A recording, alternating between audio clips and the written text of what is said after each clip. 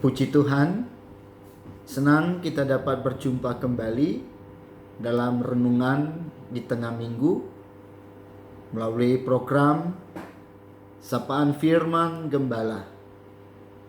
Mari kita melanjutkan perenungan kita dari kitab Mazmur, di mana hari ini kita akan bersama-sama membaca dan merenungkan dari Mazmur 140. Namun sebelumnya mari kita berdoa minta pimpinan Roh Kudus. Terima kasih Bapak yang baik, untuk kesempatan ini kami boleh kembali datang untuk menerima sapaan firman-Mu, sehingga boleh terus meneguhkan setiap hati kami dan meyakinkan kami akan penyertaan Tuhan, perlindungan Tuhan, pemeliharaan Tuhan Yesus Kristus atas setiap kehidupan kami. Terima kasih Tuhan, urapi kami, dan di dalam nama Tuhan Yesus Kristus kami berdoa. Haleluya. Amin. Bapak, Ibu, dan Saudara, tema dari Mazmur 140, sebagaimana Lembaga Alkitab Indonesia menulis, doa minta perlindungan terhadap orang-orang jahat. Jadi kita mau bicara bagaimana terlindung dari orang-orang yang punya niat jahat terhadap kita, khususnya tentu dari kuasa-kuasa kegelapan yang kerap kali hendak menghentikan perjalanan kita mengikut Tuhan dan juga mempengaruhi suasana hati kita. Jadi pengalaman bertemu dengan orang jahat, saya pikir semua kita pernah. Nah, di negara kita itu ada yang namanya preman, preman. Dan saya dari kecil pernah ikut papa saya di Medan itu naik becak, kena rampok.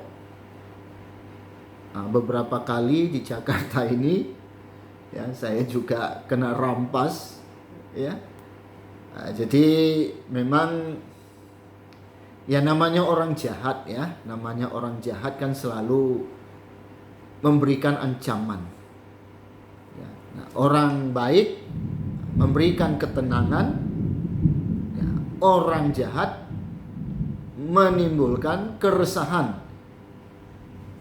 Dalam kehidupan Daud, baik sebagai raja yang juga menjadi seorang panglima perang, tentu tidak heran kalau Daud itu kerap kali dikelilingi oleh musuh.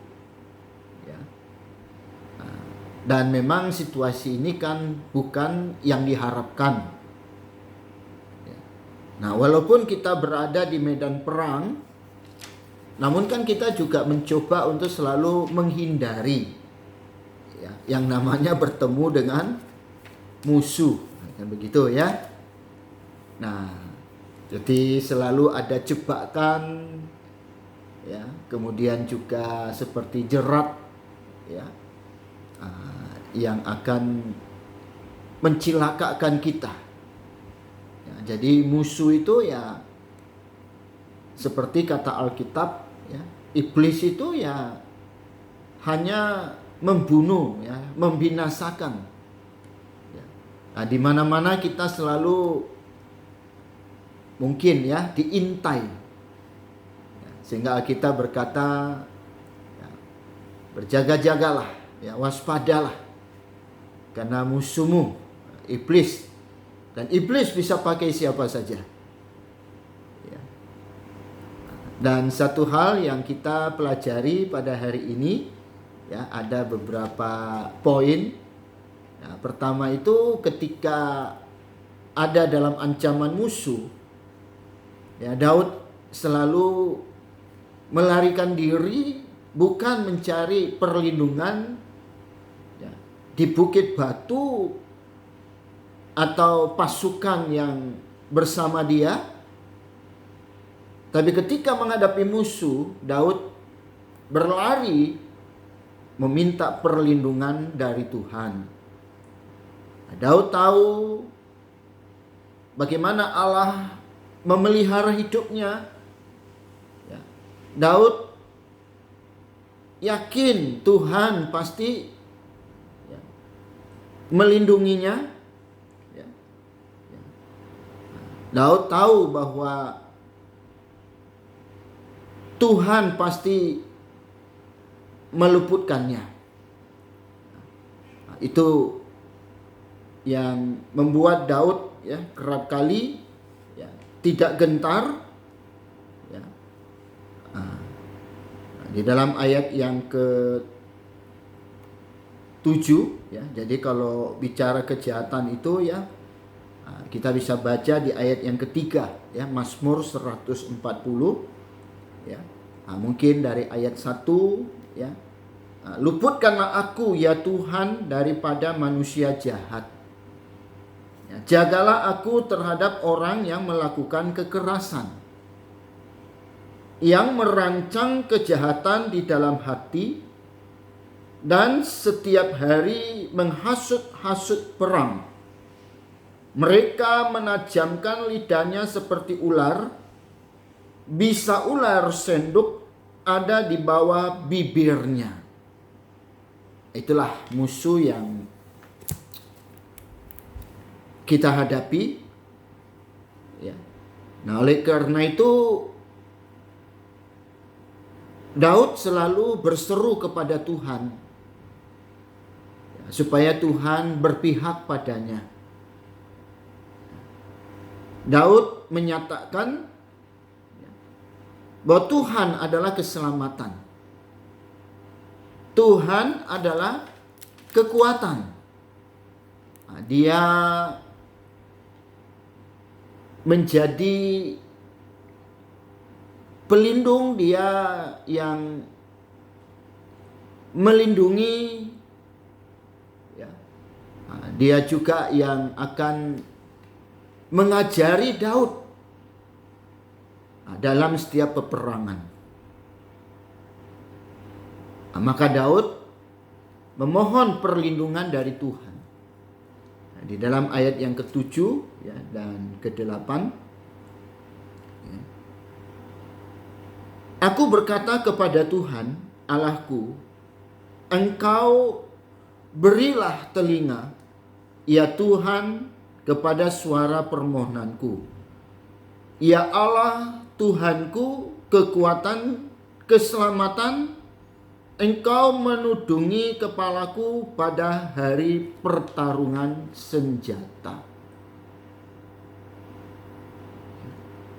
Nah, dan bayangkan bagaimana Daud menghadapi kecongkakan para musuh. Nah, kalau kita baca ayat 5, 6. Peliharalah aku ya Tuhan terhadap tangan orang fasik. Jagalah aku terhadap orang yang melakukan kekerasan, yang bermaksud menjatuhkan aku. Orang congkak dengan sembunyi memasang jerat terhadap aku, dan mereka membentangkan tali-tali sebagai jaring. Di sepanjang jalan mereka menaruh perangkap terhadap aku. Daud sangat yakin bahwa Allah itu maha adil. Allah memberikan keadilan kepada orang yang tertindas dan membela orang yang kecil, orang miskin, orang papa. Di dalam ayat yang ke-13, aku tahu, ini kata Daud, aku tahu bahwa Tuhan akan memberi keadilan kepada orang tertindas dan membela perkara orang miskin. Nah, orang fasik penuh dengan tipu muslihat. Orang sombong meninggikan diri dan selalu punya niat untuk menghancurkan orang benar.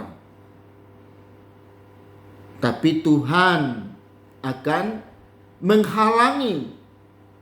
Tuhan akan menggagalkan Tuhan akan menyingkapkan semua rencana mereka.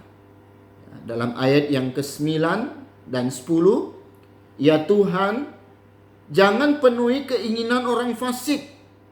Jangan luluskan tipu rencananya.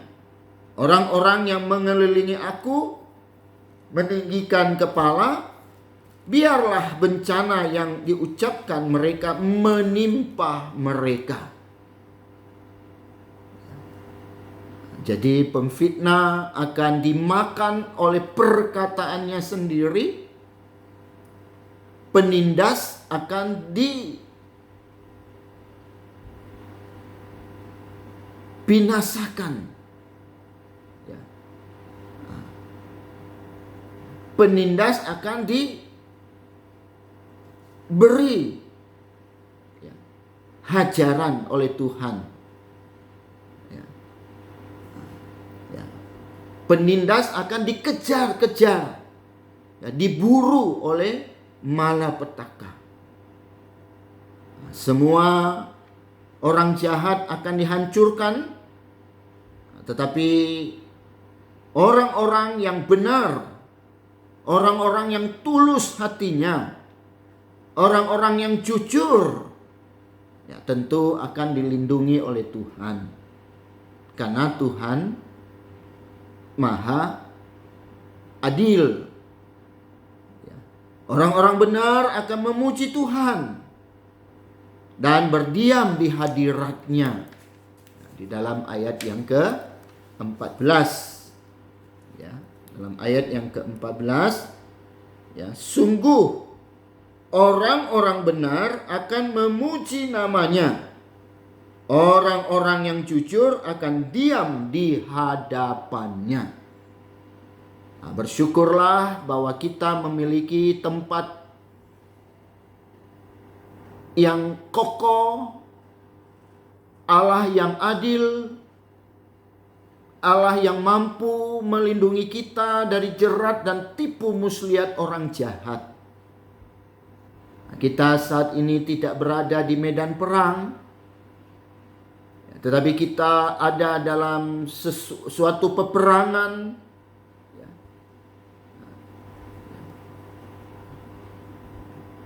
bahkan juga peperangan rohani, yaitu kejahatan yang mempengaruhi segala aspek kehidupan, yang semuanya itu tentu hendak menjatuhkan kita dan menjauhkan kita dari Allah. Hidup benar harus tetap menjadi pilihan kita, supaya setiap permohonan kita itu boleh menjadi kesukaan bagi Tuhan. Dan ketika hati Tuhan disenangkan, maka kita akan menikmati rasa aman. Di tengah ancaman, kita akan tetap merasa damai di tengah badai. Karena Allah di dalam Yesus Kristus akan melindungi kita, memberi keadilan, dan memelihara hidup kita di dalam jalannya. Terima kasih untuk kebersamaan kita. Tuhan Yesus memberkati. Kita berdoa. Terima kasih Tuhan bahwa di tengah-tengah situasi dan keadaan yang penuh dengan berbagai ancaman, bahkan kerap kali memposisikan kami seperti di lembah maut, khususnya di dalam menghadapi pandemi COVID-19 ini. Tapi kami tetap yakin dan percaya kepada Tuhan, Allah yang kuasa, yang akan terus melindungi kami, terlebih juga mengampuni kami, dan juga mengampuni orang-orang yang berniat tidak baik, yang hendak mencelakakan kami. Karena kami percaya Tuhan, Engkau Allah pembela kami yang agung. Terima kasih memberkati seluruh sidang jemaat Tuhan. Beri kami hati yang setia kepadamu. Berikan kami kekuatan Roh Kudus untuk mendampingi kami sehingga kami boleh menjadi pelaku-pelaku firman yang tulus di hadapan Tuhan dan menjadi berkat bagi sesama. Tuhan dimuliakan di dalam nama Tuhan Yesus Kristus. Haleluya. Amin. Puji Tuhan. Tuhan Yesus memberkati kita semua. Sampai jumpa lagi. Shalom. Shalom. Shalom.